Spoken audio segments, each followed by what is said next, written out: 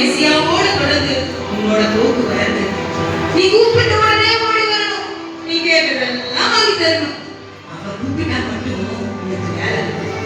உன் வாரத்தை நீக்கிறதையா அவருக்கு நேரத்தை கொடுக்கறதுல என்ன தவறியா? பிஸியா இருந்ததெல்லாம் போதுமையா?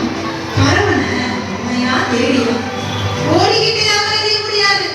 அமர்ந்திருந்து அவரே தேடிட்டு உன்னை அழைச்சவரை உண்மையா புரிஞ்சுக்கிட்டு அவர் வருகிறவரை காத்திரியா அவரோடு செல்ல